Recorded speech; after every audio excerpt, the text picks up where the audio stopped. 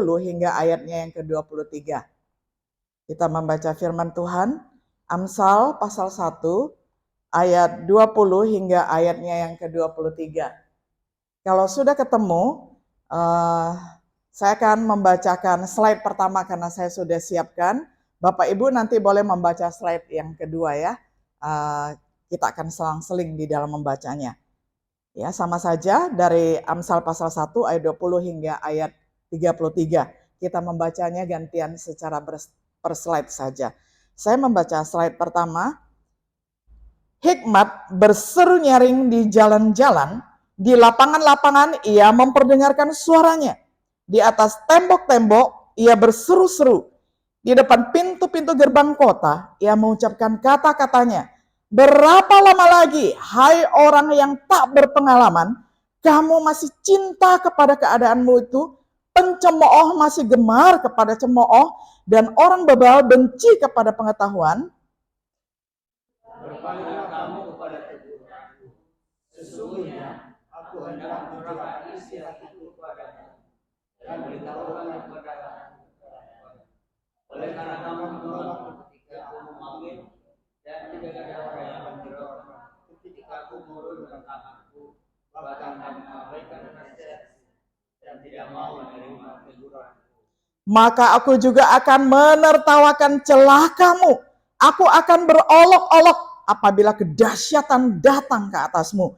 Apabila kedahsyatan datang ke atasmu seperti badai, dan celaka melanda kamu seperti angin puyuh. Apabila kesukaran dan kecemasan datang menimpa kamu, pada waktu itu mereka akan berseru kepadaku. Tapi tidak akan menjawab. Mereka akan berkebun mencari, tetapi tidak akan menemukan. Oleh karena mereka benci kepada pengetahuan dan tidak memiliki takut akan Tuhan, tidak mau menerima nasihat, tetapi menolak segala teguran, maka mereka akan membuat perbuatan dan menjadi kenyang oleh rencana mereka. Sebab orang yang tak berpengalaman akan dibunuh oleh keengganannya, dan orang bebal akan dibinasakan oleh kelalaiannya. Tetapi siapa mendengarkan aku, ia akan tinggal dengan aman, terlindung daripada kedahsyatan malapetaka. Sampai sedemikian jauh pembacaan firman Tuhan dari Amsal pasal 1 ayat 20 hingga ayatnya yang ke-33. Firman Tuhan pada hari ini saya memberikan temanya adalah nasihat Sofia. Kita telah melihat bahwa hikmat menuntut takut akan Tuhan. Agar kita mengindahkan firman-Nya itu sudah dikatakan di dalam Amsal 1 ayat 7. Menghormati orang tua kita sehingga kita mendengarkan nasihat mereka itu terdapat di dalam Amsal 1 ayat 8 hingga ayat 9. Lalu tidak mengindahkan teman yang menyuruh kita untuk bergabung dengan mereka di dalam melakukan kejahatan itu terdapat di dalam Amsal 1 ayat 10 hingga ayat yang ke-19. Nah, pada bagian ini yang sudah kita baca, disinilah terdapat nasihat Sofia. Pada bagian ini, Raja Salomo mempersonifikasikan hikmat sebagai seorang perempuan. Gaya yang sama digunakan beberapa kali di dalam 9 pasal pertama, misalnya Amsal 8 ayat 1 sampai 5, kemudian 9 pasal 9 ayat 1 sampai 6. Seorang perempuan yang berbudi luhur kemudian dibandingkan dengan perempuan yang bodoh yang menyesatkan terdapat di dalam Amsal 9 ayat 13 hingga ayatnya yang ke-18. Dalam bahasa Yunani, kata untuk hikmat adalah Sophia. Kalau kita membaca di dalam LAI itu adalah nasihat hikmat.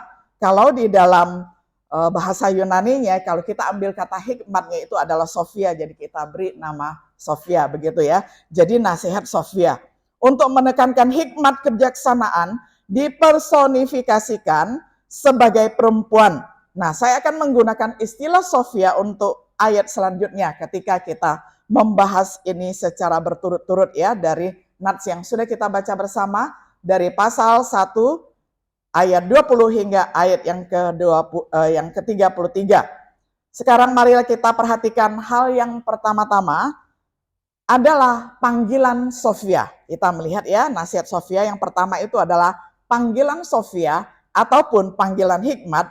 Ini diperuntukkan untuk umum kalau kita perhatikan dari ayat 20 hingga ayatnya yang ke-21. Sofia atau hikmat memanggil dengan keras di luar, di lapangan terbuka dan di atas tembok-tembok. Jadi enggak tanggung-tanggung ya. Bayangkanlah bahwa hikmat ini yang dipersonifikasikan sebagai seorang perempuan, dia berdiri di atas tembok dan di lapangan-lapangan sambil membawa toa begitu ya, pengeras suara atau sambil membawa mic ya, berseru-seru ya. Jadi hikmat itu memperdengarkan suaranya. Dia berseru nyaring di jalanan, di gerbang-gerbang kota. Hikmat itu tidak tersembunyi, tetapi menjangkau semua orang yang mau mendengarkannya. Amsal 8 ayat 1 sampai 5 memperlihatkan kepada kita bahwa hikmat itu tidak tersembunyi, tetapi terbuka untuk dipelajari dan bahkan dia memperdengarkan suaranya. Nah, kalau secara harafiah kita perhatikan, di STT kita ini adalah sumber hikmat, boleh dikatakan sumber hikmat yang kedua selain Tuhan sendiri. Karena Tuhan sendirilah sumber hikmat pertama. Kemudian Tuhan juga memakai institusi ini sebagai hikmatnya menjadi perpanjangan tangannya untuk memperlengkapi orang-orang muda, memperlengkapi orang-orang yang kurang pengalaman supaya hidupnya ini menjadi berhikmat. Berikutnya kita perhatikan bagian B, nasihat Sofia ataupun nasihat hikmat kepada mereka yang membutuhkannya terdapat di dalam Amsal 1 ayat 22. Orang yang tidak berpengalaman, orang yang sederhana ataupun naif, mudah dipengaruhi oleh orang lain. Nah, kita melihat ya, sering sekali kita mengatakan teman kita itu loh culun banget, teman kita itu loh polos banget. Hati-hati kalau polos dan culun itu diidentikan dengan orang yang tidak berhikmat, yang bisa dikibuli ataupun misalnya ditipu ya. Nah, kita jangan bangga ketika dikatakan, wah dia orangnya polos sekali, orangnya culun sekali. Itu namanya orang tidak berhikmat ya. Nah, jadi setelah kita belajar di STT, setelah kita belajar di Sekolah Tinggi Teologi, seharusnya kita tidak bangga ketika dikatakan culun lagi. Karena apa? Culun itu sama seperti tidak berhikmat ya. Nah, jadi orang yang berhikmat itu orang nggak berani sama kita, nggak berani ngomong sembarangan kepada kita, dan tidak berani juga mengibuli ataupun menipu kita, begitu ya. Jadi caranya adalah kita belajar. Sehingga dengan demikian ketika kita menatap mereka saja, mereka sudah berkedip-kedip beberapa kali ya. Karena kalau mata yang tajam biasanya sulit untuk kita melawan tatapannya. Kan begitu ya, karena mata lebih banyak berbicara daripada kata-kata. Ya, itu rahasia hikmat ya. Yang berikutnya, pencemooh yang senang dengan cemoohan mereka, orang yang sinis dan menentang, cenderung mengejek dan membuli orang lain. Nah, yaitu kalau misalnya ada orang yang kelihatan culun dan polos-polos saja, sering sekali menjadi sasaran pembulian. Pembulian itu adalah mengejek, mengolok-ngolok, dan merendahkan. Nah, kita sebagai orang yang punya hikmat, itu lebih baik tidak menjadi sasaran pembulian. Caranya bagaimana? Kita belajar sebanyak-banyaknya, sehingga orang tidak bisa membuli kita, begitu ya. Kemudian yang berikutnya, yang menjadi sasaran bagi orang-orang untuk membuli ataupun mengejek dan mengolok-ngolok itu adalah orang bebal ya. Orang bebal itu adalah orang yang membenci pengetahuan, mereka yang keras kepala membenci apa yang baik. Nah, ini kalau dijadikan sasaran pembulian terserahlah mereka. Yang penting kita tidak membuli orang, kan begitu ya. Kita tidak merendahkan siapapun. Tetapi kata Amsal, orang yang bebal itu adalah orang yang tidak bisa belajar lagi, dikasih tahu tidak mau, diajarin tidak mau, dinasehatin tidak mau. Nah, itu adalah orang bebal, dia membenci pengetahuan sehingga mereka ini keras kepala dan membenci apa yang baik. Jadi ketika dinasehati dia menolak dan memasang benteng tinggi-tinggi sehingga orang inilah yang mungkin akan menjadi sasaran pembulian, menjadi sasaran penipuan, terserah dia. Karena apa? Karena dia sudah tidak mau menerima Sofia, tidak mau menerima hikmat. Nah, sekarang kita perhatikan nasihat Sofia di dalam Efesus 4 ayat 17 hingga ayat 19. Orang yang terjebak di dalam berbagai tingkat kekerasan hati misalnya, dikatakan orang-orang yang tidak mengenal Allah dengan pikirannya yang sia-sia dan pengertiannya yang gelap, jauh dari hidup persekutuan dengan Allah karena kebodohan yang ada di dalam mereka dan karena kedegilan hati mereka. Perasaan mereka telah tumpul sehingga mereka menyerahkan diri kepada hawa nafsu dan mengerjakan dengan serakah segala macam kecemaran. Saudara, ini dikatakan di dalam Efesus 4 ayat 17 ayat 19. Mungkin kita heran ketika kita mengetahui ada teman atau mantan teman atau seseorang yang dengan bodohnya menyerahkan diri kepada perlakuan kecemaran ya. Dia pergi keluar dari ruangan ini misalnya, menyerahkan diri untuk melakukan hal yang cemar, itu sebenarnya adalah contoh orang yang bebal. Padahal misalnya dia sudah diajari bertahun-tahun bahwa tubuh kita ini adalah bait Allah, tidak boleh dikotorkan sembarangan, nggak boleh dinajiskan sembarangan.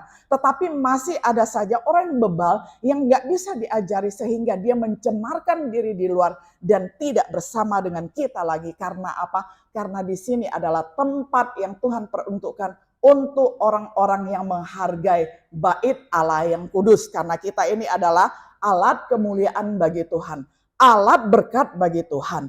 Ya, itu hanya salah satu contoh seperti yang terdapat di dalam Efesus 4 ayat 17 hingga ayat yang ke-19 ya. Ada orang yang menyerahkan diri kepada kecemaran, itu tandanya adalah orang yang bebal. Nah, yang berikutnya nasihat Sofia bagian C itu diisi dengan hikmatnya, terdapat di dalam Amsal 1 ayat 23 ya. Jadi hikmat sama dengan Sofia ya, Sofia sama dengan hikmat di sini. Jadi ketika kita diisi dengan hikmatnya, itu adalah berbalik kepada teguran. Jadi ketika kita pernah salah melangkah, atau kita pernah malas misalnya, kemudian kita ditegur oleh dosen kita ditegur oleh kakak senior kita misalnya ya. Nah, yang tadinya salah, lalu ketika mendengarkan nasihat, ketika mendengarkan Sofia, wah dia berbalik. Dia mendengarkan teguran. Nah, orang seperti ini orang yang punya harapan karena dia menanggapi nasihat, memberikan hatinya, menuntunnya kepada pertobatan. Ya, jadi dia mengindahkan teguran. Nah, orang seperti ini orang yang mempunyai pengharapan. Jadi Sofia ataupun hikmat mencurahkan isi hatinya kepada mereka, dan dia akan membuat kata-kata hikmatnya dimengerti dan dipahami oleh mereka. Saudara, kalau saudara pernah membaca Amsal misalnya, atau membaca seluruh Alkitab dari Kejadian sampai Wahyu, dan ketika kita membaca Amsal, itu sangat menyenangkan bagi kita yang suka dinasihati. Bagi kita yang suka menasihati juga dan dinasihati, kalau membaca Amsal akan terasa nyaman, karena itu adalah kumpulan dari nasihat-nasihat orang yang paling berhikmat yang pernah hidup di bawah kolong langit ini ya. Nah, jadi ketika kita membaca firman ini berulang-ulang dan meminta roh hikmat Tuhan menuntun kita, kita akan mengerti, oh ini maksudnya kalau kita mencintai pengetahuan, maka kita akan mengenal Tuhan misalnya ya. Kalau kita mengenal Tuhan harus dimulai dengan rasa takut akan Tuhan. Kita yang tadinya tidak mengenal, akan akhirnya mengenal, oh kuncinya itu adalah kepada nasihat Tuhan, kepada mengenal akan Tuhan.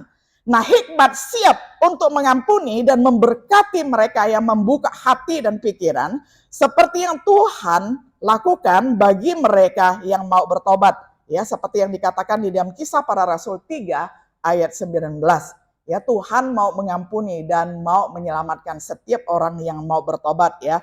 Nah, jadi bagi kita yang pernah mengeraskan hati mungkin ya, kadang-kadang ada orang loh yang diam-diam walaupun masih di sini tapi mengeraskan hati, nggak mau berubah, nggak mau ditegur begitu. Nah, tetapi bila kita mau membuka pintu hati kita mendengarkan nasihat firman Tuhan, akan ada harapan, akan ada masa depan, karena Tuhan mau mengampuni dan Tuhan mau membuat kita bertobat.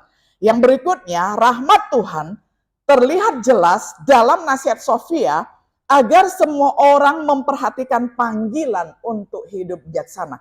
Nah, jadi ketika tadi kita membaca firman Tuhan dikatakan bahwa Sofia atau hikmat berseru-seru di atas tembok-tembok, berseru-seru di depan pintu gerbang, berseru-seru di jalanan, sambil kita membayangkan dia membawa mikrofon, membawa toa atau membawa pengeras suara. dia memperkenalkan diri. Akulah hikmat, dengarkanlah aku. Barang siapa yang mendengarkan aku akan menerima hidup. Nah, ini adalah berita terbaik yang pernah diberitakan di dunia ini. Jadi kalau kita tidak mau mendengarkan itu, yang rugi adalah bukan hikmat, yang rugi bukan Sofia, yang rugi itu adalah diri kita sendiri. Jadi setiap orang yang tidak mau mendengarkan hikmat, yang terperangkap di dalam berbagai tingkat kekerasan hati, diberi kesempatan untuk bertobat. Makanya dikatakan hikmat ataupun Sofia ini berseru-seru. Dia bukan melakukan seruan pertobatan sekali dua kali, tetapi berkali-kali, mungkin ratusan kali, ribuan kali, jutaan kali. Nah, adakah orang yang sekeras itu sampai ribuan kali pun tidak mau mendengar? Saya berharap tidak ya. Kalaupun pernah mengeraskan hati satu atau dua kali saja, jangan banyak-banyak. Karena apa? Karena berbahagialah orang yang melembutkan hatinya ya. Karena kata bahagia, Tuhan Yesus sendiri yang katakan, berbahagialah orang yang lembut hatinya, yang mau menerima pengajaran dari firman Tuhan. Karena orang itu akan berhikmat, orang itu akan dipakai oleh Tuhan, orang itu akan menjadi saluran berkat dimanapun dia ditempatkan. Yang berikutnya, yang kedua, peringatan Sofia ataupun peringatan hikmat ditujukan kepada mereka yang menolak mendengar juga ya. Jadi Amsal 1 ayat 24 sampai 25 dikatakan ditujukan kepada mereka yang menolak untuk mendengar. Nah, siapa yang menolak panggilannya? Mengabaikan tangannya yang terulur. Siapa yang meremehkan nasihatnya? Menolak tegurannya. Kita lihat sama seperti bangsa Israel menolak nabi-nabinya. Bisa kita baca nanti di dalam 2 Tawarik 36 ayat 15 sampai 16. Karena Tuhan dari masa ke masa mengirimkan hakim-hakim, mengirimkan nabi-nabi, tetapi bangsa Israel menolak Tuhan, menolak nasihat nabi-nabi, menolak nasihat hakim-hakim.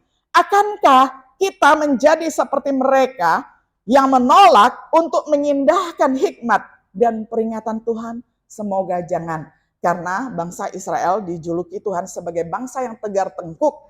Artinya tegar tengkuk adalah keras kepala ya, tidak mau mengindahkan, tidak mau melembutkan hatinya untuk diajar oleh firman Tuhan. Yang berikutnya bagian B, tidak ada bantuan saat bencana datang. Ini bagi orang yang tidak mau menerima pengajaran dari firman Tuhan ya. Dikatakan di dalam Amsal 1 ayat 26 sampai 30, Sofia akan tertawa terbahak-bahak ya waktu itu ya. Ketika sudah datang bencana pada saat itu kepada orang yang bebal yang tidak mau menerima pengajaran hikmat, Sofia akan tertawa dan mengolok-ngolok di saat kedahsyatan dan badai kehancuran datang ya. Karena apa? Karena sudah diberikan nasihat tetapi tidak mau. Nah, sekarang sudah datang bencana. Nah, pada saat itu orang bebal mungkin kaget, di saat itulah hikmat akan tertawa-tertawa. Dan kemudian yang kedua, meskipun orang bebal pada saat itu baru sadar butuh hikmat dan mereka berteriak minta tolong, ternyata itu sudah sangat terlambat ya, sangat-sangat terlambat. Tidak ada waktunya lagi. Yang berikutnya, mereka tidak memilih takut akan Tuhan yang adalah permulaan pengetahuan. Jadi karena di awal sudah mengabaikan ajaran firman Tuhan, mengabaikan praktek firman Tuhan, maka tidak ada pilihan lagi.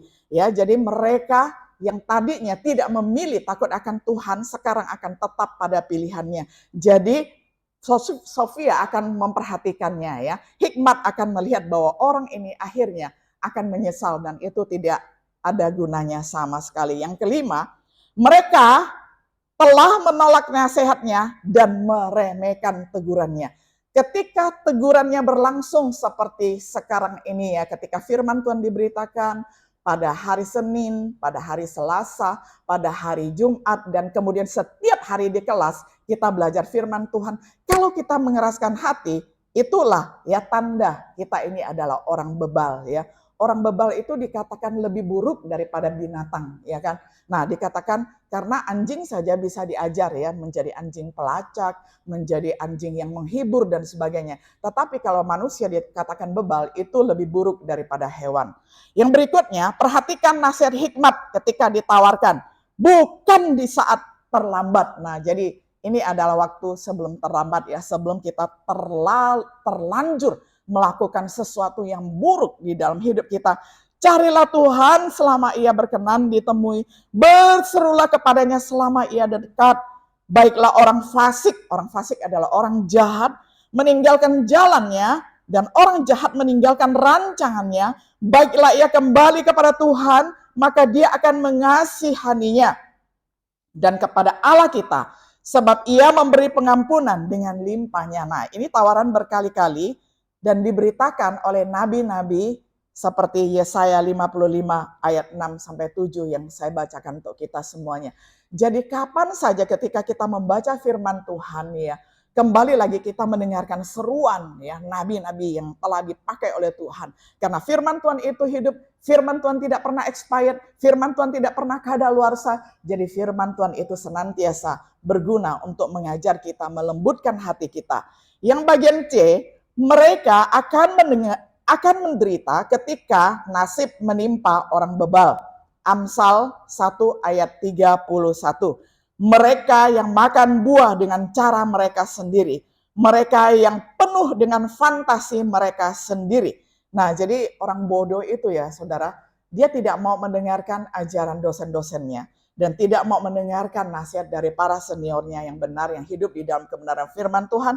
Mereka ya ingin hidup tidak senonoh seperti yang ada di dalam pikirannya. Itulah ya orang bodoh. Dan kepada perkumpulan orang bodoh, yakni orang-orang yang tidak menuruti firman Tuhan, jadi mereka yang terperangkap di situ suka kepada nasihat orang bodoh.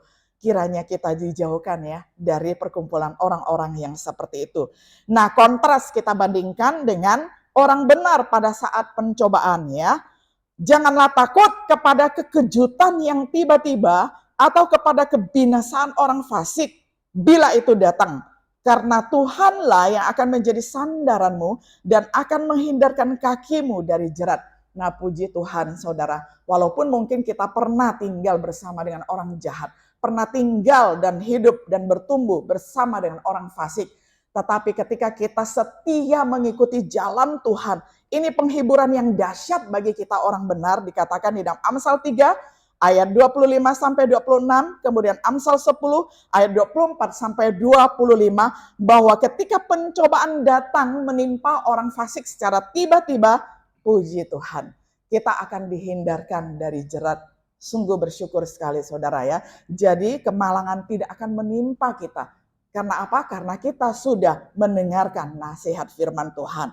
Nah, kita perhatikan terlalu banyak orang menunggu sampai terlambat untuk berbuat baik ataupun mendengarkan nasihat untuk mendapatkan manfaat dari nilai hikmat. Kita perlu belajar darinya selagi kita masih punya waktu. Yang terakhir, mari kita mempertimbangkan nasihat Sofia, ya, yakni ringkasannya Sofia ya, ringkasan dari hikmat ya. Kedahsyatan menimpa orang yang tidak berpengalaman dan orang bebal, ini ringkasannya. Karena mereka berpaling dari hikmat sejati yang Tuhan tawarkan. Karena mereka berpuas diri akan hikmatnya sendiri, memakai pengetahuannya sendiri. Apakah kita akan naif dan bebal dalam hal seperti ini? Tentu tidak ya, kita memilih nasihat Tuhan. Yang berikutnya, keselamatan dan keamanan bagi mereka yang mau mendengarkan hikmat, Amsal 1 ayat 33. Ini tersedia bagi siapa yang bersedia mendengarkan hikmat, puji Tuhan. Bagi kita yang bersedia mendengarkan hikmat, kita sungguh akan menerima manfaat, faedah, dan keberuntungannya. Yang takut akan Tuhan akan memungkinkan mereka untuk tidak takut kepada kejahatan. Apakah kita bersedia untuk mendengarkan dan memperhatikan hikmat yang Tuhan tawarkan? Semoga kita semuanya bersedia. Sehingga di hati kita tidak mengatakan, saya menolak, saya membentengi diri. Tidak, tetapi kita mengatakan, puji Tuhan, saya bersyukur. Diingatkan kembali, saya bersyukur, dilembutkan kembali. Begitu ya di dalam hati ya. Karena saya tidak tahu ya apa kata hati saudara, tetapi yang tahu adalah Tuhan. Nah, sekarang sebagai kesimpulan, dari Sofia, kita belajar bahwa hikmat sangat mirip dengan rahmat dan anugerah Tuhan. Kesempatan untuk mendapatkannya tidak selamanya ada. Akan tiba waktunya ketika semuanya sudah terlalu terlambat. Dan pada hari ini adalah hari untuk belajar hikmat dari Tuhan. Sama seperti yang dikatakan di dalam 2 Korintus 6 ayat 1 dan 2. Hari ini adalah hari keselamatan itu. Artinya janganlah menunggu-nunggu ya kesempatan lain.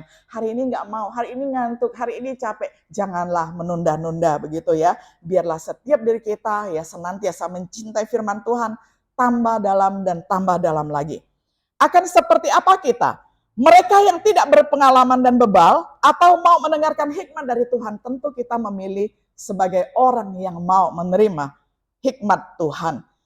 Bagaimana kita menanggapi Sofia mengungkapkan karakter sejati kita? Berapa lama lagi, hai orang yang tidak berpengalaman, kamu masih mencintai keadaanmu itu, pencemooh masih gemar kepada cemooh, dan orang yang bebal benci kepada pengetahuan, berpalinglah kamu kepada teguranku. Sesungguhnya aku hendak mencurahkan isi hatiku kepadamu dan memberitahukan perkataanku kepadamu. Ya dengarkanlah ya, ini saja bisa membuat saya ini memikirkan berkali-kali bahwa Tuhan itu merendahkan hati luar biasa sehingga mengumpamakan dirinya sendiri sebagai seorang hikmat, sebagai seorang Sofia yang hendak curhat, yang hendak memberitahukan segala sesuatu yang bermanfaat kepada kita. Begitulah nasihat Sofia. Semoga kita mendengarkannya dan mengindahkannya. Tuhan memberkati kita semuanya. Mari kita berdoa. Bapa di surga, kami bersyukur kalau pada pagi hari ini ketika kami duduk bersama menaikkan pokok-pokok doa syafaat kami diingatkan lagi ya bahwa setiap diri kami senantiasa mempunyai peluang untuk disapa, ditegur dan diajar oleh hikmat. Dan alangkah ruginya kalau kami tidak membuka hati kami lebar-lebar. Kalau kami tidak melembutkan hati kami untuk ditanami hikmat. Sehingga pada suatu saat ya Tuhan, ketika kami yang sudah mendengarkan hikmat, kami akan berbuah lebat dan Tuhan akan sangat bersuka hati melihat kami, melihat setiap diri kami yang hidup serupa dengan Tuhan. Karena sudah berbuah lebat, karena kami suka akan nasihat Sofia. Kami suka akan nasihat firman Tuhan, nasihat hikmat. Kiranya Tuhan senantiasa menolong kami untuk terus bertumbuh di dalam hikmat-Nya. Di dalam nama Tuhan Yesus, Sang Sumber Hikmat itu, kami sudah berdoa dan mengucap syukur. Amin.